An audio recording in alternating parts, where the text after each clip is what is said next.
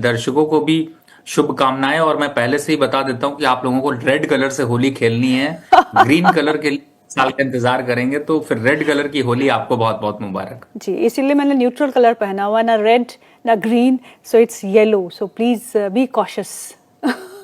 देखिए ma'am, yellow colour तो friendly colour होता है, रेड के साथ भी मर्ज हो जाता है और ग्रीन के जी साथ भी मर्ज हो जाता है। और जी। चूंकि आप येलो कलर पे हैं, तो ऑब्वियसली कि येलो कलर वैसे भी आप पे बहुत सूट करता है और आप बहुत ही स्वीट लगती हैं, तो ये अच्छी बात है। लोगों को भी पसंद आएगा। चलिए सर, बाजारों की बात करते हैं। अभी अगर निफ्टी को देखें तो बिल्कुल फ्लैट ही है, करीबन 10 अंकों की मामूली गिरावट है। खुला पॉजिटिव टेरिटरी में फिसला, उसके बाद संभलने की कोशिश कर रहे हैं। अगर हम 4-5 दिनों से देखें तो यही दायरा है, एक सीमित दायरे का कारोबार देखने को मिल रहा है, तो कंसोलिडेशन ही कहेंगे।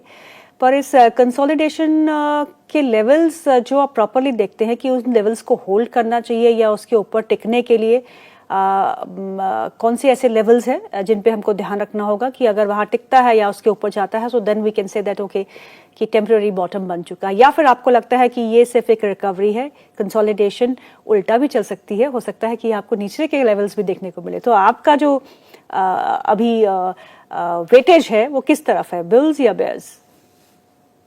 देखिए मैं तो वैसे बेयरिश की तरफ ही हूं, लेकिन फिलहाल एक इल्यूजन यहाँ पर है जो अभी क्रिएट हो रहा है। 2 दिन से बाइंग मार्केट दिख रहा है, तो लोगों को इल्यूजन क्रिएट हो गया है। लेकिन उस इल्यूजन के सूत्रधार जो है वो है हमारे पीएम मोदी साहब हैं। और उसका रीजन क्या है, फंडामेंटली अगर अभी तक के हिस्टोरिकल डेटा को देखा जाए, तो जब भी मोदी साहब बाहर जाते हैं तो हमेशा मार्केट पॉजिटिव रहता है। तो शायद 2 दिन इसी वजह से शायद पॉजिटिव रह गया गलती से। ओके। लेकिन उस गलती को वापस आज मार्केट सुधार रहा है और सुधारते हुए अभी नीचे की तरफ जाएगा। जहां ओके। तक बात करें, आपने लेवल्स की बात की, तो उनको मैं आपको बताता हूं। देखिए इस समय इंपॉर्टेंट अपसाइड के जो लेवल हैं वो हैं 22,500 spot level, and second level is 22,700। 22,500, 22,700 ये हैं आपके अपर साइड के लेवल। लोअर साइड काफी ओपन है, 22,300 पे थोड़ा सा रुकेगा, लेकिन ज्यादा दिन नहीं रुकेगा। 22,300 के बाद अगला सपोर्ट आता है 22,000 का, और उसके बाद सीधा 22,000 के नीचे का अगर लेवल इस बार दिखाई दिए तो आपको 21,500, 21,500 तक दिखाई देगा। जितने भी ग्रीन ये दिखाई दे रहे हैं, जो बैंक निफ्टी निफ्टी ये सब चल रहे हैं, ये सब वापस से पूरी तरह से निगेटिव टेरिटरी में आते हुए नजर आएंगे। और जब आप कल होली खेल के मंडे को जब आप अपने कलर को छुड़ा रहे होंगे, तो ये आपको लाल कलर दिखाकर चिढ़ा रहा होगा। बहुत अच्छे से बुना है आपने ये सब। रवि सर, मेरे को ये बताइए रवि जी कि आप इतना नेगेटिव क्यों है मार्केट में? कुछ ऐसे फैक्टर्स जो आपको लगता है कि अभी प्ले आउट नहीं हुए हैं? क्योंकि अगर हम पी की निफ्टी के पी की बात करें तो 18-19 के पास आ चुका है, जो काफी historically it's a fair value. So अभी आप इतने कंसर्न क्यों हैं?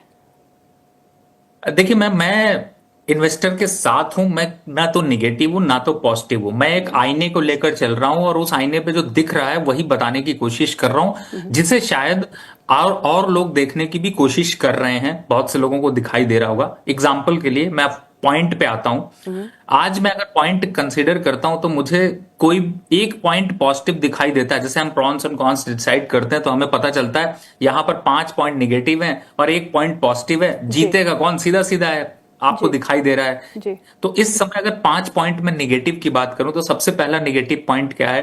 Trump tariff war. Second negative point क्या है? यहां पर चाइना की पॉलिसी। थर्ड निगेटिव पॉइंट क्या है? यहां पर अर्निंग सीजन्स का पुअर होना। चौथे निगेटिव पॉइंट की बात करें तो एफआईआईज का कंटिन्यू सेल करना।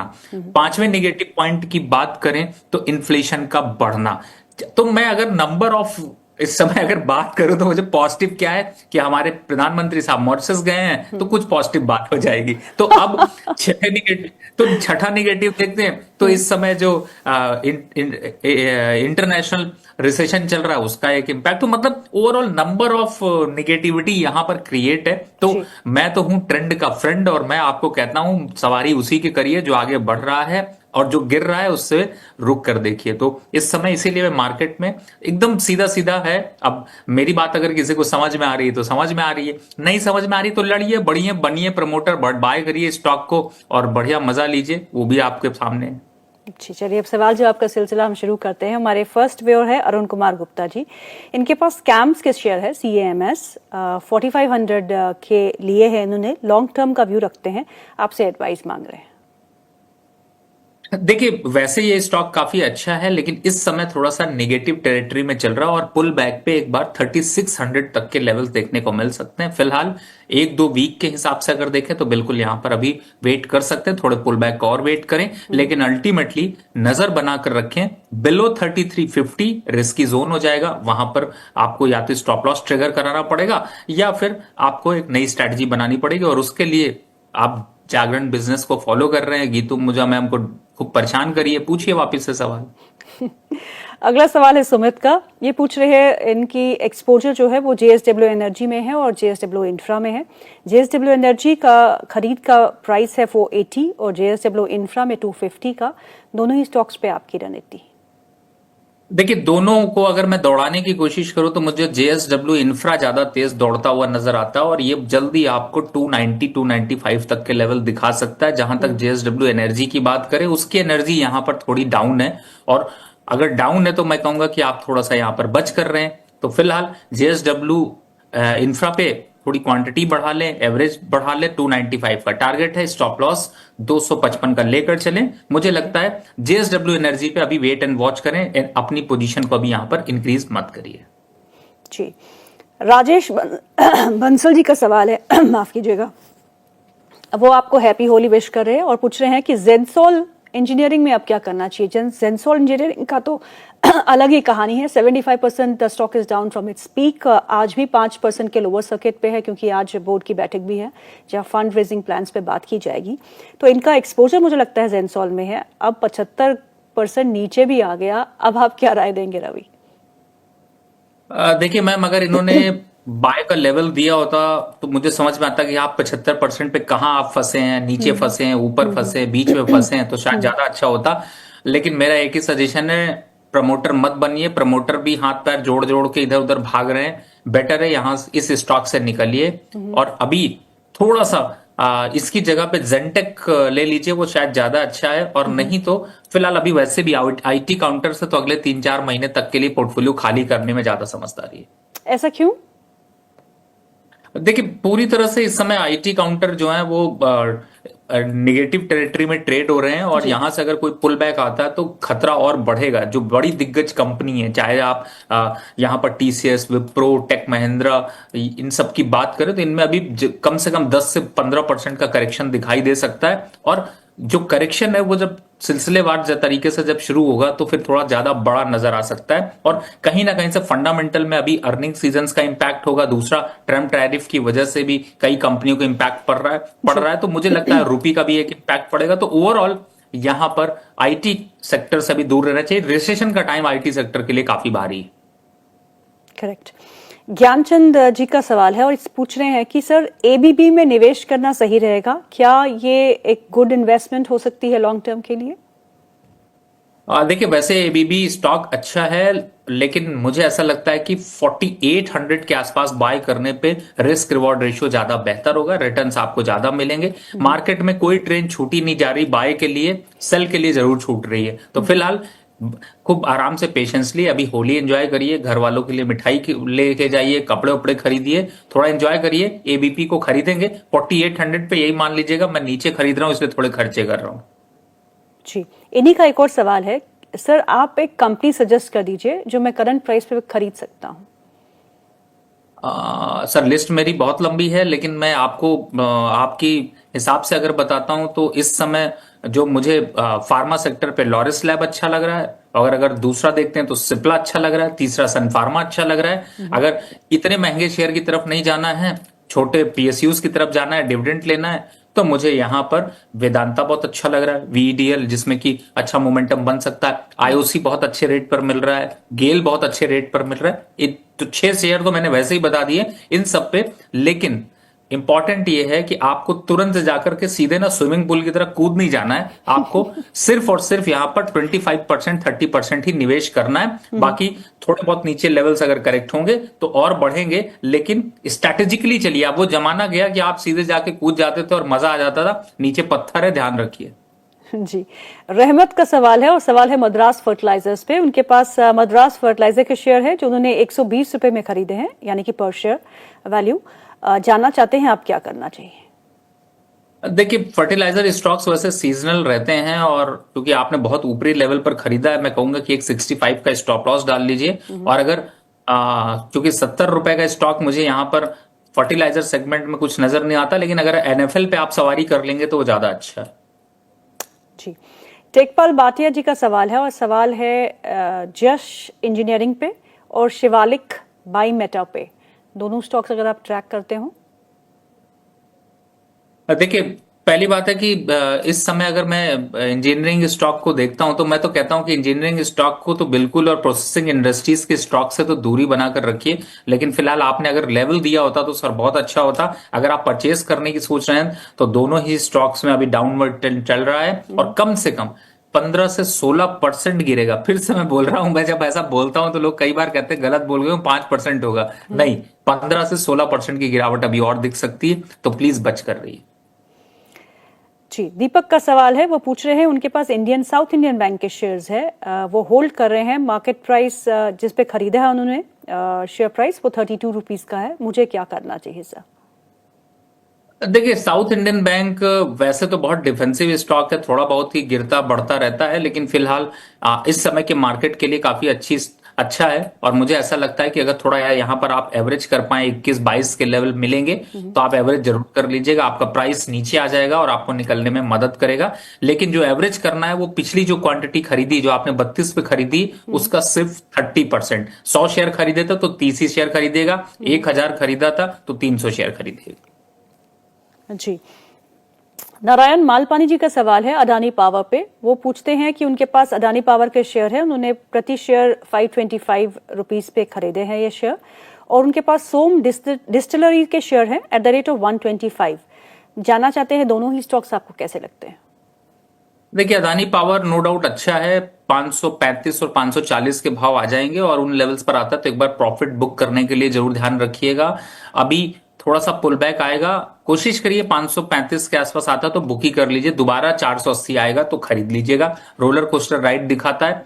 जहां तक सोम बिस्लरी की बात करें सर, एक अच्छा खरीदा, एक थोड़ा सा मस्त नहीं लग रहा है, तो अभी अगर आपने लेवल्स दिए होते तो ज्यादा अच्छा होता। अगर प्रॉफिट आया तो 125 बाय प्राइस है तो उसके पास 125 तो जी जी बिल्कुल। तो मेरे हिसाब से आप यहाँ पर थोड़ा सा 126 27 का लगाकर प्रॉफिट बुक कर लीजिए। ये थोड़ा गिरने वाला है, वापस से एक बार को 110 के आसपास आने वाला है। जी, अवनीश चौधरी जी का सवाल है, वो पूछ रहे हैं कि उनके पास एरिडा पड़े हैं 220 रुपए पर, सेल करूं या फिर मैं इस पे निवेशित रहूं? 135 के नीचे जाता है तो तुरंत एग्जिट कर लीजिए, तब तक अभी आप होल्ड करिए। थोड़ा पुल बैक आता है तो भी आप ध्यान रखिएगा। और 165 या 170 का लेवल आता है तो आपको ये येलो फ्लावर लेडी को आपको तंग करना है, जिससे कि कम से कम वापस आपको एडवाइस मिल सके। चलिए, गगन का सवाल है, वो पूछ रहे हैं एक्साइड में उन्होंने निवेश किया है, बाय प्राइस इज 413। वो आपसे पूछ रहे हैं कि क्या उनको एवरेजिंग करनी चाहिए, उनका होल्डिंग पीरियड 2 महीने का है। वो पूछ रहे हैं can I recover my loss 413? जी जी, देखिए इस समय मैम एक्साइड इंडस्ट्री में कोई भी एक्साइटमेंट बचा नहीं है, और ये अभी जाएगा आपका 300 रुपए तक। तो अगर आपका रिस्क रिवॉर्ड रेशियो कहता है तो आप 300 तक होल्ड करिए। और इसी के माध्यम से मैं बता दूं, जिन लोगों ने अमर राजा बैटरी बाय कर रखा हो वो लोग भी यहाँ पर दूरी बना लें, क्योंकि उसमें भी बड़ी गिरावट आने वाली है, और कम से कम गिरावट उसमें भी 10% से ज्यादा की दिखाई देगी। 336 के पास अभी इस समय एक्साइड चल रहा है। अगर इसकी जगह पे दूसरा स्टॉक अगर अभी आप कंटिन्यू कर लीजिए, मैक्सिमम 310 का एक स्टॉप लॉस डाल लीजिए, क्योंकि आप एवरेज करना चाहते हो तो एवरेज करिएगा, लेकिन जब 310 के पास रुकेगा, नहीं तो वापस 350 के ऊपर चलेगा तभी एवरेज करिएगा। तब तक अभी वेट एंड वॉच। जी, संजीव आनंद का सवाल है और 3 स्टॉक्स पे है, एक है सोना BLW, दूसरा है टीटागढ़ और तीसरा है सेंको। सोना BLW 600 रुपए की पे खरीदा है, टीटागढ़ 1035 पे और सेंको 471 पे। शुड आई होल्ड, एग्जिट और एवरेज? फिलहाल टीटागढ़ को छोड़कर दोनों स्टॉक से एग्जिट कर लीजिए, क्योंकि इनमें और बड़ी गिरावट दिख सकती है। सैनको में तो कुछ बचा नहीं है, सोना में कुछ होगा नहीं। साथ ही मैं कहूंगा टाइटन पे भी ज्यादा जोर मत दीजिएगा, क्योंकि ज्यादा जोर देंगे तो टाइटन भी टूटता हुआ नजर आएगा। फिलहाल इन स्टॉक से यहां पर दूरी बनाकर रखिए। टीटागढ़ को अभी वेट कर लीजिए, एवरेज नहीं करना है। 660 670 के आसपास आता है तो एक बार को वापस से क्वेश्चन पूछ लीजिए, शायद वहां पर एवरेज करने का मौका, तब तक अभी wait and watch. Okay. Sanjeev Anand ji पूछ रहे हैं, CDSL उन्होंने 110 रुपए में प्री कोविड में खरीदा था, डेटा पैटर्न उन्होंने 2222 रुपए में खरीदा था, और लॉरस लैब 468 में खरीदा है। अब इन्हें तीनों ही स्टॉक्स में क्या करना चाहिए? इनका व्यू जो है वो 1 साल का है। देखिए, अगर आपको जरूरत है पैसे की तो बिल्कुल पैसा निकाल लीजिए, क्योंकि आप प्रॉफिट में ही हैं। और अगर आपको पैसे की जरूरत नहीं है, आपको पैसे की जरूरत आगे 6 महीने बाद है, तो स्टॉक चलने दीजिए, इन सब का कोई फर्क नहीं पड़ेगा। तीनों ही स्टॉक्स अच्छे हैं, थोड़ा बहुत करेक्शन और दिखा सकते हैं, लेकिन मुझे लगता है कि आपको बहुत ज्यादा कुछ खास इंपैक्ट नहीं होगा, तो यहां पर बने रहिए। और अगर जरूरत है तो ही पैसे निकालिए, और अगर पैसा निकालना है तो वो भी पूछ लीजिए, हम आपको बता देंगे कि किस महीने या किस टाइम पे निकालना ज्यादा अच्छा होगा। जी। अंकुर मोदी जी पूछते हैं, बड़ा इंटरेस्टिंग सा सवाल है सर, ऐसा क्यों होता है कि हम हमेशा हाई प्राइस पे ही खरीदते हैं और जब स्टॉक गिरने लगता है तो लो प्राइस में डर के मारे बेच भी देते हैं लॉस में? इस साइकोलॉजी को समझाइएगा, इससे कैसे डील करना चाहिए? सर, रील देखना छोड़ दीजिए, यूट्यूब और वो जो टीवी पे आजकल पंडित लोग ज्ञान देते हैं वो देख छोड़ दीजिए। आपको अपने आप ही आप अपने शेयर को सही समय पर खरीद पाएंगे। वही आपको पकड़ा देते हैं, आप पकड़ लेते हैं और फंस जाते हैं। लेकिन इस डर को कैसे मैनेज करना चाहिए? बिकॉज ऐसा होता है, मैंने भी इसको एक्सपीरियंस किया है कि जब भी आप मार्केट्स जब ऊपर की तरफ जा रहे होते हैं तो आपको लगता है कि फोमो हो गया, ये खरीदना ही खरीदना है, तो आप हाई पे एंटर तो कर जाते हैं, उसके अगले दिन से स्टॉक गिरने लगता है, और गिरता गिरते आप 5-10% तक तो बर्दाश्त करते हैं, लेकिन अगर 15-20% हो गया तो आप उसको बेच देते हैं। सो इस साइकोलॉजी को वी ऑलवेज से कि हमको समझना चाहिए कि बॉटम पे बाई करे, जब बिकवाली आती तो खरीदे। How to deal with it? Ma'am देखिए, बिल्कुल मैंने आपको जो बोला ना, मैंने बहुत शॉर्ट में बोल दिया, लेकिन मैं आपको डिटेल में बताता हूं। हमें आपको कैसे पता कि अभी इस समय मार्केट पूरी तरह से निगेटिव है? क्योंकि हर जगह पे निगेटिविटी चल रही है, न्यूज चल रही है, सब सुन रहे हैं, अब आप निगेटिव हो गए। जब पॉजिटिव चलता है तो कूड़ा कचड़ा स्टॉक्स भी चलना शुरू हो जाते हैं और उन कचड़े स्टॉक्स में फंस जाते हैं। हम देख के भी इग्नोर कर देते हैं। एग्जाम्पल के लिए ओला इलेक्ट्रिक कोई देखे, कंपनी कह रही मैं लॉस कर रही हूं, हमारे भारतीय कह रहे हैं हम तो खरीद डालेंगे, चाहे कुछ भी हो जाए, चाहे लॉस करो चाहे प्रॉफिट करो। हुंडई कह रहा है मैं पैसे बाहर लेके जा रहा हूं, कहते हैं हमने गाड़ी खरीदी, अब हम शेयर भी खरीदेंगे। अरे भैया, गाड़ी खरीद के जितना मजा लिया, शेयर खरीद के क्यों डुबा रहे हो? तो ऐसे जो हालात हैं, इसमें क्या होता है कि जो मार्केटिंग स्ट्रेटजीज इतनी बढ़िया है। जैसे एक स्टॉक है जोमेटो, पिछले 1-2 साल तक 50 रुपए में पड़ा रहा, फिर उसके बाद नया जन्म हुआ उनके प्रमोटर का, और उन्होंने कहा कि ये स्टॉक चलता कहां से, कहां से चलता है, क्या रील से चलता है। तो उन्होंने कहा कपिल शर्मा का शो कर लो, रील पे आ जाओ और दबा के प्रचार करो। कंपनी आज भी लॉस पे है, और जो प्रॉफिट दिखाया है वो तो मजेदार बात तो ये है कि उन्होंने एफडी का प्रॉफिट दिखाया हुआ है। अब आप को लगता है कि नहीं कंपनी बहुत बढ़िया चल रही, तो मुझे लगता है कहीं ना कहीं से इस तरीके की जो चीजें हैं फंडामेंटल है, वो उनका एनालिसिस करेंगे तो आपको मना तो करता है आदमी कि नहीं ये स्टॉक नहीं खरीदना, लेकिन हमें आदत होती है, हम दूसरे की सुनते हैं, उसने खरीदा था वो बड़ा पैसे कमा लेगा तो मैं खरीद के क्यों नहीं कमाऊं, और जैसे ही वो सोचते हैं वहां पर फंस जाते हैं। तो मेरा मानना यही है, स्टॉक की न्यूज खूब सुनिए, लेकिन उस न्यूज पे कभी रिएक्ट मत करिए। हमेशा रिएक्ट तब करिए जब उस न्यूज को अच्छे से पचा चुका हो, क्योंकि न्यूज के बाद जो फॉल आता है वो राइट फॉल होता है, और जिनको निकलना होता है वो निकल जाते हैं। तो मैं यही समझाने की कोशिश कर रहा हूं कि दूसरों के सुनने के बजाय खुद भी एक बार जरूर जाकर देखिए कि क्या ये कहानी है जिसे मैं खरीद रहा हूं, या फिर ये फंडामेंटल है, या फिर ये टेक्निकल है, या फिर एंट्री लेवल है जहां पर मुझे एंटर करना चाहिए। बहुत रिस्की होता है मार्केट में जब आप इस तरीके की स्टोरी सुनते हैं। इसीलिए मैंने बहुत शॉर्ट फॉर्म में बोला, आजकल आपको आदत पड़ी हुई है हर समय अंगूठा घुमाने की, और उस अंगूठे में घुमाने में लोग पहले पैसे गिनते थे, आजकल रील गिन रहे हैं और उसी में फंस जा रहे हैं। तो मुझे लगता है थोड़ा सा दूरी बनानी चाहिए। जी, विकास जी का सवाल है, रवि जी नमस्ते, मेरे पास अरिहंत कैपिटल के शेयर है एट द रेट ऑफ 104, मुझे क्या करना चाहिए? अब देखिए, अरिहंत कैपिटल की भी बात करें तो स्टॉक क्यों गिरा, क्योंकि इनके ऊपर जब इंक्वायरी बैठी, जब इनकम टैक्स की रेट पड़ी, और जब फंडामेंटल इनके डिस्टर्ब होते हुए नजर आए, और फिर उसके बाद इन्होंने बढ़िया पॉजिटिव स्टोरी बनाई, 100-125 पे स्टॉक पकड़ा दिया, आज 64 रुपए चल रहा है, और अभी भी कोई खास पॉजिटिविटी नहीं है। सर 64 रुपए एग्जिट कर लो, एनएमडीसी खरीद लो, वो ज्यादा अच्छा स्टॉक है। जी, संगीता का सवाल है और ये सवाल है जेके टायर्स पे। उनके पास जेके टायर के शेयर है एट द रेट ऑफ 429। आपकी राय मांग रही हैं, क्या करना चाहिए? बिल्कुल मैम, देखिए इस समय जो लेवल चल रहे हैं 265, थोड़ा सा रुकिए। 255 और 245 ये मैक्सिमम डिप दिखाएगा और इस डिप से ज्यादा लंबा डिप नहीं होगा। तो इन लेवल्स पर खरीदारी कर लीजिए, एवरेज कर लीजिए, 50% एटलीस्ट एवरेज कर लीजिए, जिससे कि आप 440 का जो भाव है उसका प्राइस नीचे ले आ सके। और मार्केट थोड़ा सा जब रन करेगा तो आपको आपका एवरेज प्राइस 350 के आसपास बैठेगा, वो आपको निकलता हुआ नजर आएगा। जी, मोहित यादव का सवाल है। उनका सवाल है 3 स्टॉक्स पे, अशोक लेलैंड, पीएफसी और जेके टायर। जेके टायर की बात हम कर चुके हैं। मैं फ्रेश एंट्री करना चाहते हैं 1 साल के व्यू के साथ, आपकी सलाह? देखिए जेके टायर में तो मैंने बता दिया जी। कि 245 और 255 से पहले एंट्री नहीं करनी है। पीएफसी देखिए थोड़ा बढ़ चुका है, इन लेवल्स पर थोड़ा सा रुक जाइए, थोड़ी प्रॉफिट बुकिंग आने दीजिए। 20 रुपए नीचे अगर मिलेगा तो ज्यादा अट्रैक्टिव होगा। और जहां तक अशोक लेलैंड है, 180 से पहले एंट्री नहीं बनती। जी, अनीता रेड्डी का सवाल है और सवाल है एलएनटी पे। इनके पास एलएनटी के शेयर है एट द रेट ऑफ 3720। आपकी सलाह मांग रही है। आज एलएनटी में थोड़ी बहुत मजबूती देखने को मिल रही है because of the big order that they have received. देखिए सांस लेने के लिए थोड़ा सा स्पेस मिला है, टेक्निकली भी थोड़ा पुल बैक आ रहा है, लेकिन मुझे लगता है कि अगर आपके लेवल्स से के आसपास आता है, यानी कि वापस पुल बैक करके एक बार 36 37 के पास तो नहीं आ पाएगा लेकिन 36 35 के पास आता है तो एक बार वापस से कॉल करिएगा, वापस पूछिएगा, क्योंकि हो सकता है आप वहां पर, मैं कहूं कि आप एक बार को काट लीजिए।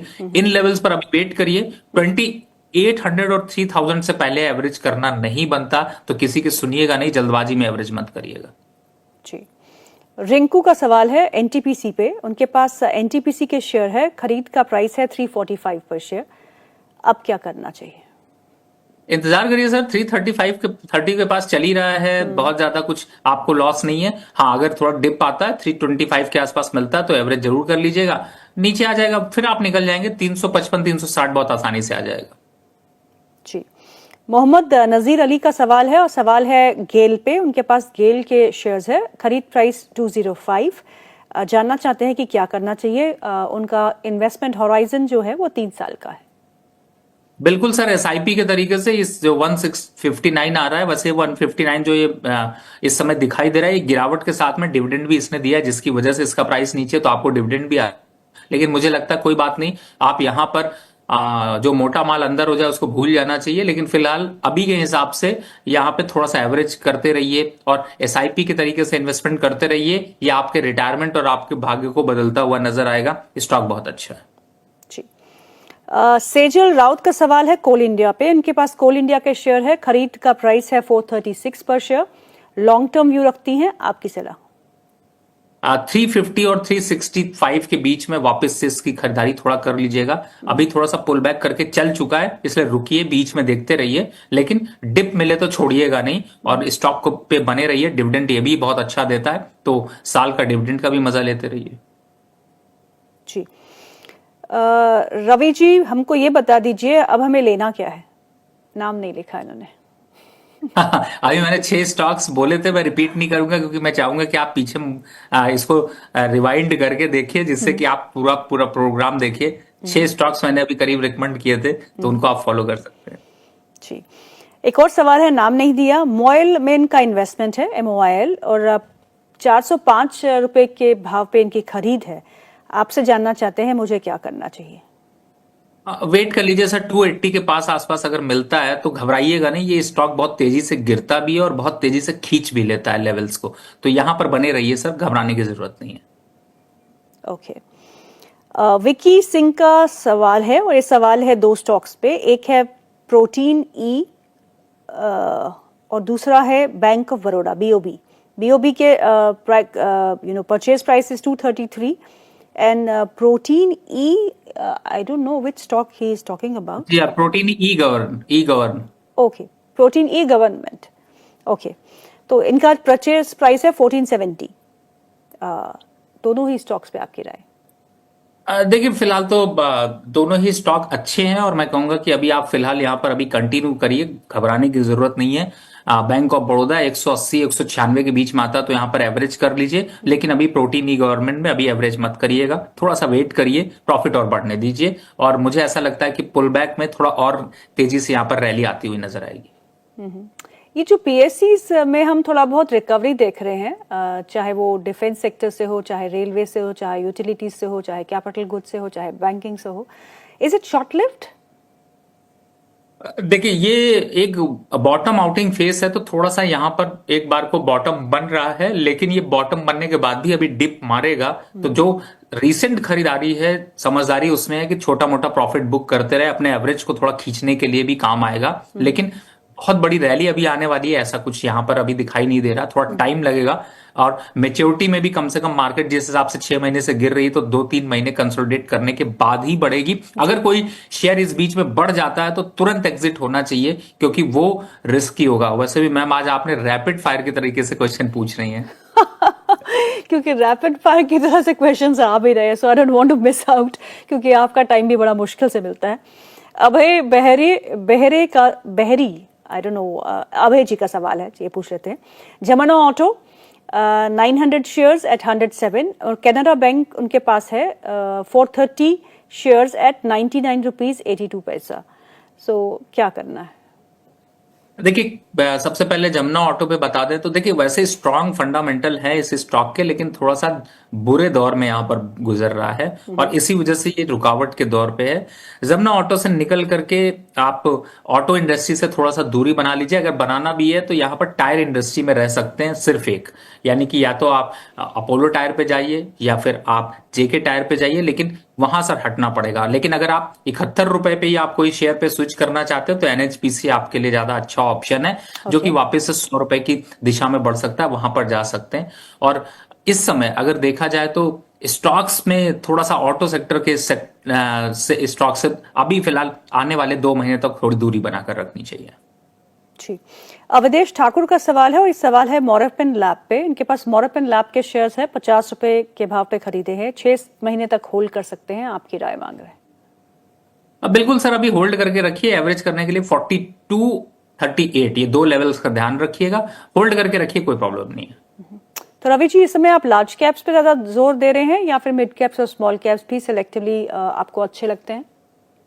देखिए मैम, मैं इस समय आपको बताऊं तो मैं एक एक्सरसाइज सबको करने को कह रहा हूं, और आपके माध्यम से मैं उन सारे इन्वेस्टर्स को करना कहूंगा। आप स्ट्रैटेजी समझिए। पहली बात है कि आपके पास आपकी बास्केट में या तो 5 स्टॉक, 10 स्टॉक, 15 स्टॉक, कम से कम आपके बहुत से लोगों के स्टॉक अगर देखते हैं तो 200 स्टॉक तक की बास्केट आप लोगों ने बना ली है। अब यहां पर नए स्टॉक को बिल्कुल मत खरीदिए, मेरा यही सजेशन है। और दूसरा, पूरे पोर्टफोलियो को रिव्यू करिए। 200 स्टॉक हैं तो उनको घटाते हुए 100 स्टॉक तक ले जाइए, यानी कि 100 कचड़ा स्टॉक को आपको चेंज करना है उन्हीं 100 स्टॉक्स में जो आपके पास परचेज पड़े हुए हैं। और यही एक्सरसाइज आपको इस समय बचा सकती है। जहां तक लार्ज कैप, मिड कैप और स्मॉल कैप की बात करें, अभी करेक्शन सब में ड्यू है, और 10-12% का करेक्शन मिनिमम आएगा। तो अभी ये मत समझिए कि सेल खत्म हुई है। कई बार ऐसा होता है ना, कहते हैं सिर्फ 1 हफ्ते की सेल लगी हुई है, अगले हफ्ते खत्म हो जाएगी। वो एक्सपायरी जो है वो अभी बढ़ती रहेगी, और ये जुलाई तक चलती रहेगी।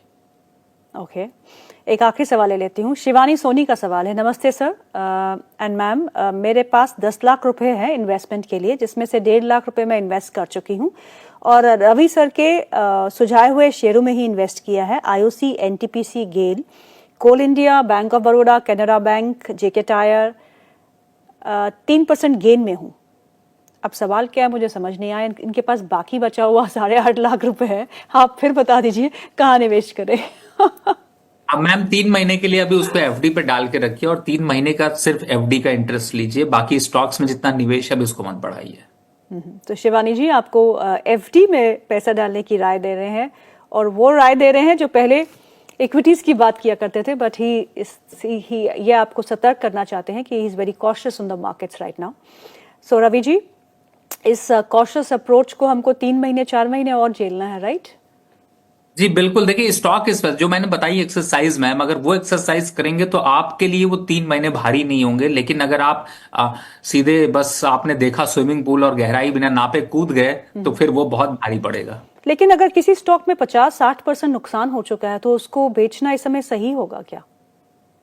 चाल बदलने में ज्यादा समझदारी है। मतलब उस गाड़ी का पेट्रोल खत्म हो चुका है, दूसरी ऐसी गाड़ी जो बगल से निकल रही हो, या फिर आपको ऑप्शन मिल रहा है कि आप कौन सी गाड़ी में, आजकल तो ऑप्शन मिल रहा है मैम कि इस समय शेयर मार्केट पे सेल है, तो आप ये खरीदें या दूसरा खरीदें। मुझे लगता है कि अपने वाले को भी एक बार देखना चाहिए कि क्या मैं इसी पे रहूं या इसको भी बदल के दूसरे को ले लूं। तो इस तरीके के ऑप्शंस, क्योंकि वो भी बगल वाला भी आपको 60% 50% सेल पे ही मिल रहा होगा, तो लॉस आपका इमीडिएट आपको दिखाई देगा, बुक हो रहा है, लेकिन आप मैदान में बने रहेंगे, फाइट करते रहेंगे और वही आपको आगे बढ़ाएगा।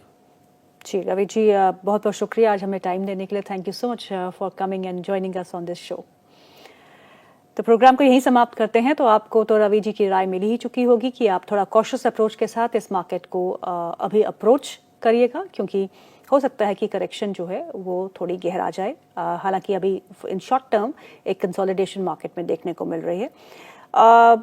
स्टॉक की सिलेक्शन प्रॉपरली करिएगा। जिनकी बिजनेस मॉडल आपको अच्छी लगती हैं और आपको लगता है कि ग्रोथ जो है आने वाले 6 महीने से 1 साल के बीच में देखने को मिल जाएगी, तो उन्हीं स्टॉक्स में निवेश करिएगा। मोस्टली लार्ज कैप्स है जो वैल्यूएशन के लिहाज से अभी ठीक लग रहे हैं, तो be on the safer side, जहाँ पे अगर कटौती होती भी है और मार्केट गिरते भी है तो आपका रिस्क थोड़ा प्रिवेंट कर सकते हैं आप, क्योंकि लार्ज कैप्स में उतनी तेज गिरावट तो अब नहीं हो सकती, because we have already seen a correction of 15% on Nifty 50 stocks, Nifty index की अगर हम बात करते हैं।